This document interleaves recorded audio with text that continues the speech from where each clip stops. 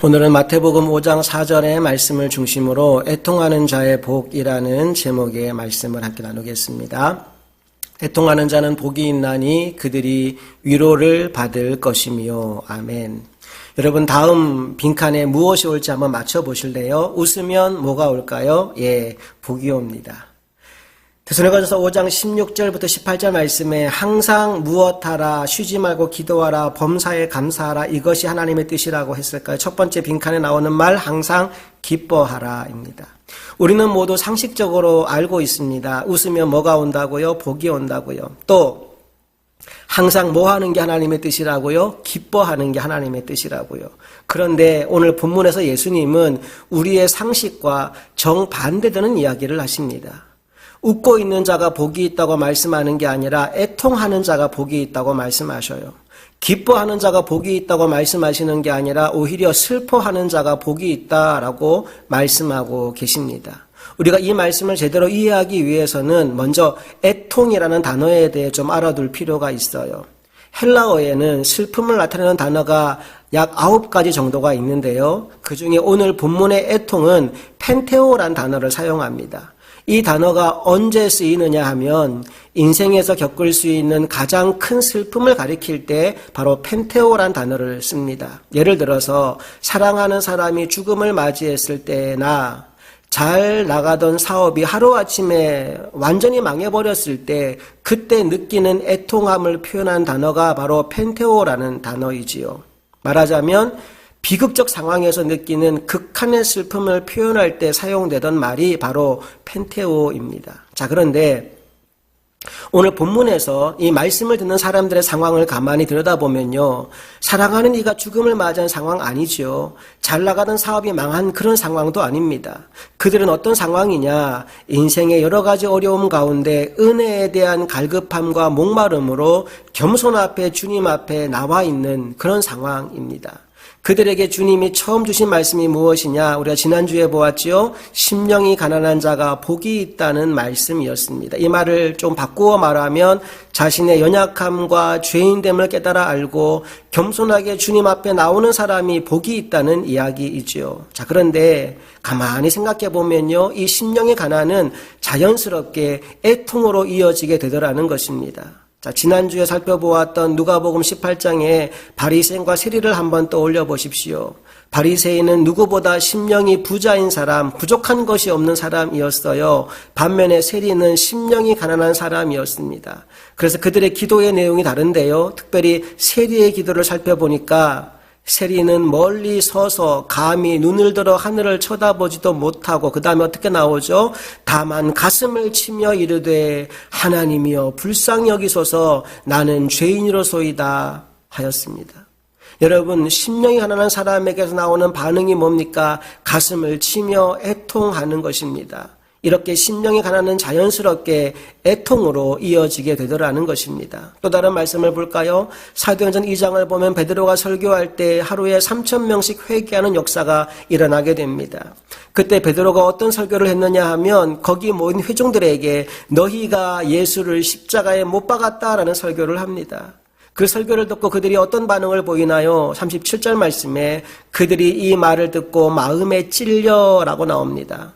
마음의 가난, 심령의 가난을 경험하고 있는 것이죠. 자신의 죄인됨을 느끼는 겁니다. 그래서 그들이 어떤 반응을 보이나요? 베드로와 다른 사도에게 물어 이르되 형제들아 우리가 어찌할꼬 애통하고 회개하는 자리로 나아가는 것을 보게 됩니다. 이처럼 심령의 가난과 애통은 따로 떨어져 있는 것이 아니고 자연스러운 논리적 순서라는 것을 확인할 수 있어요. 그래서 시편 34편 18절에서 시편 기자는 여호와는 마음이 상한 자, 심령이 가난한 자를 가까이 하시고 충심으로 통회하는 자, 애통하는 자를 구원하신다라고 노래했습니다. 결국 자신의 죄인됨을 아는 사람, 자신의 심령이 파산 상태인 것을 자각하는 사람은 애통의 자리에 나올 수밖에 없고 성경은 그 사람이 진짜 복 있는 사람이라고 말씀하고 있습니다. 왜냐하면 그에게 주님의 위로가 임할 것이기 때문입니다. 시편 126편 6절 말씀을 읽어볼까요? 울며 씨를 뿌리러 나가는 자는 반드시 기쁨으로 그 곡식단을 가지고 돌아오리로다. 이 땅을 살다 보면 우리가 울며 씨를 뿌리는 상황이 있어요. 그런데 위로의 주님께서는 반드시 우리로 하여금 기쁨으로 곡식단을 가지고 돌아오게 만들어 주신다는 것입니다. 그 주님의 위로가 여러분의 인생 가운데 늘 함께하기를 간절히 소망합니다. 제가 보니까요, 이 땅을 살아가는 동안 우리 성도들의 삶에 있어서 애통은 필연적이라는 생각이 듭니다. 그 첫 번째 이유는 뭐냐 하면 우리가 인생을 살면 살수록 하나님 앞에서 내가 얼마나 큰 죄인인지를 더욱 선명하게 인식하기 때문입니다. 자, 성경에 나오는 사도 바울의 고백을 한번 살펴볼까요? AD 48년경 갈라디아서를 쓸 때 바울은 자신을 이렇게 소개합니다. 나는 하나님 아버지로 말미암아 사도가 된 사람이다.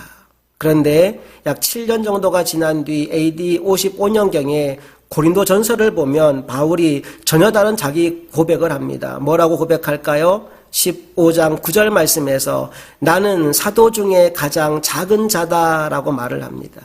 자, 그로부터 또 8년 정도가 지납니다. AD 63년경 에베소서를 쓸 때는 자신을 뭐라고 소개할까요? 3장 8절에 이렇게 소개를 해요. 나는 모든 성도 중에 지극히 작은 자보다 더 작은 자이다.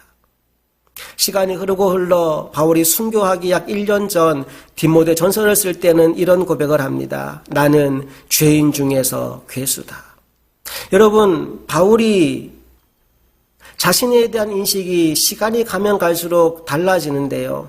처음에는 나는 하나님이 세운 사도라고 말했던 그가 아니 나는 사도 중에 가장 작은 자야. 아니 나는 오히려 성도들과 비교해도 가장 작은 자보다 더 작은 자야. 아니야, 나는 죄인 중에서도 괴수야. 라고 점점점 심각하게 자신에 대해서 고백하고 있어요. 여러분, 바울이 왜 이렇게 할까요? 그가 살아가면서 더 많은 죄를 짓고 있는 것일까요? 그렇지 않겠죠. 바울이 이렇게 고백하는 이유는 하나님 앞에서 자기 자신을 비추어 보았기 때문입니다. 비교 대상이 다른 사람이 아닌 하나님으로 바뀌었기 때문입니다. 그러니 자신의 처지가 말할 수 없이 부끄럽고 초라하게 보이는 것입니다. 때때로 전기가 나갈 때 초를 켜둘 때가 있습니다. 여러분, 전기가 나가서 초를 켜면 사방이 굉장히 어둡지요. 초를 켜놓은 그 주변만 밝을 뿐이지 나머지 부분들은 굉장히 어두워요. 그런데 한순간 전기가 들어오면 세상이 환해지는 것을 느낍니다. 촛불 아래에서 바라보던 우리 방의 모습과 전등불 아래에서 바라보는 우리 방의 모습은 천지차이입니다. 그런데 날이 밝아서 햇빛 아래 가면 어떤 느낌이 들까요? 전등불 아래에서 보던 것은 아무것도 아닌 것을 알게 됩니다. 이와 마찬가지입니다. 하나님은 빛이시잖아요. 빛이신 하나님께 가까이 나가면 나갈수록 우리가 느끼는 감정이 우리가 얼마나 더러운 인생인지, 우리가 얼마나 큰 죄인인지를 알게 돼요. 부끄러움에 자기 절망에 빠질 수밖에 없고요. 애통하지 않을 수가 없는 것입니다. 그래서 이 땅을 사는 동안 성도의 애통은 필연적이에요. 왜요? 살아가면 살아갈수록 하나님 앞에서 내가 얼마나 큰 죄인인지를 인식하기 때문입니다. 그런가 하면 두 번째 이유가 있습니다. 그 이유는 우리가 살아가는 세상이 시간이 가면 갈수록 더욱 악해지기 때문입니다. 뉴스를 한번 보세요. 날마다 얼마나 끔찍하고 무시무시한 사건들이 뉴스를 통해 보도되고 있는지 모릅니다. 하나님의 눈으로 이 땅을 바라볼 때 그래서 우리는 애통하지 않을 수가 없습니다. 누가복음 23장 28절에서 예수님이 십자가의 길을 가는 자신을 향해 울고 있는 여인들을 향해 이렇게 말씀하십니다. 예루살렘의 딸들아, 나를 위하여 울지 말고 너희와 너희 자녀를 위하여 울라. 나는 저와 여러분이 누군가를 위해서 애통하며 우는 자들이 되기를 바랍니다. 생각해 보니까요, 오늘 우리가 이 자리, 예배의 자리에 있을 수 있는 결정적 이유 가운데 하나는 누군가가 여러분을 위해 기도했기 때문입니다. 여러분의 부모님일 수도 있고 배우자일 수도 있고 친척, 친지, 친구일 수도 있어요. 어쨌든 누군가가 여러분을 위해 이름을 불러가며 기도를 했기에 여러분은 오늘 이곳에 와 있는 줄로 믿습니다. 여러분이 그 은혜를 입고 믿음의 자리에 오게 되었다면 저와 여러분도 누군가를 위해 기도하는 자리에 있게 되기를 간절히 바랍니다. 로마서 8장 26절 말씀을 보니까요, 성령님께서 우리의 연약함을 도와주시는데 우리가 마땅히 기도할 바를 알지 못하는 그때 성령께서 말할 수 없는 탄식으로 애통함으로 우리를 위해 친히 간구하신다라고 나와 있습니다. 그 성령님의 애통을 나의 애통으로 품고 탄식하며 기도하는 저와 여러분이 되기를 간절히 바랍니다. 말씀을 정리해 보겠습니다. 여러분, 혹시 지금 우리의 눈물샘이 말라 있지는 않습니까? 자신의 죄인됨을 자각하지도 못하고 이 세상이 멸망을 향해 달려가고 있음도 잊어버린 채 희희낙낙하며 살고 있지는 않습니까? 주님은 그날이 도적같이 임할 것이라고 말씀하셨습니다. 생각하지도 못한 때에 그날이 오게 될 것이라고 말씀하셨습니다. 나는 저와 여러분이 깨어있는 자가 되기를 원합니다. 하나님 아버지의 마음을 가지고 우리 자신과 자녀들을 위해서 우는 자들이 되기를 원합니다. 시편 56편 8절에 보니까요, 시편 기자가 이런 노래를 불러요. 나의 눈물을 주의 병에 담으소서. 여러분, 만약 여러분이 흘린 눈물을 주님이 병에 담으신다면 어떤 병에 담길까요?